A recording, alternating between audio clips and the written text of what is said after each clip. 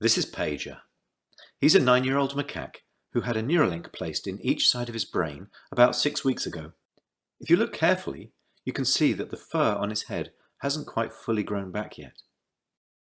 He's learned to interact with a computer for a tasty banana smoothie delivered through a straw.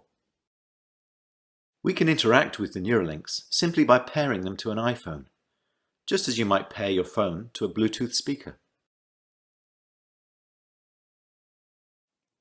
The links record from more than 2,000 electrodes implanted in the regions of Pager's motor cortex that coordinate hand and arm movements. Neurons in this region modulate their activity with intended hand movement. For example, some might become more active when he moves his hand up, and others when he moves it to the right. By recording from many neurons and feeding their activity into a decoder algorithm, we are able to predict Pager's intended hand movements in real time. First, we calibrate the decoder by recording neural activity as Pager uses the joystick to move a cursor to targets presented on the screen. As he's playing this game, we're wirelessly streaming, in real time, the firing rates from thousands of neurons to a computer. Using these data, we calibrate the decoder by mathematically modeling the relationship between patterns of neural activity and the different joystick movements they produce. After only a few minutes of calibration, we can use the output from the decoder to move the cursor instead of the joystick.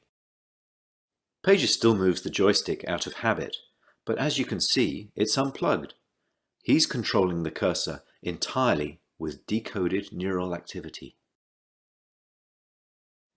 Our goal is to enable a person with paralysis to use a computer or phone with their brain activity alone.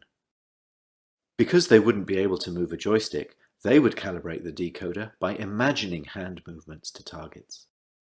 One of the things the Neuralinks allow Pager to do is to play his favorite video game, Pong. To control his paddle on the right side of the screen, Pager simply thinks about moving his hand up or down. We've removed the joystick altogether. Now that he's up to speed, let's increase the difficulty and see how well Pager can play with the Neuralink.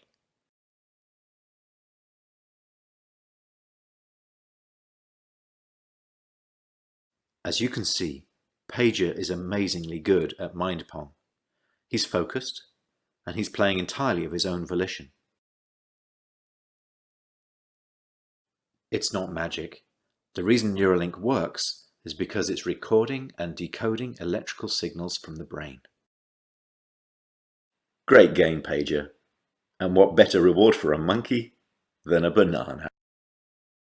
We still have challenges spanning many fields of engineering, so if you're good at solving hard problems and want to change people's lives, even if you've never worked with the brain before, we would love to hear from you.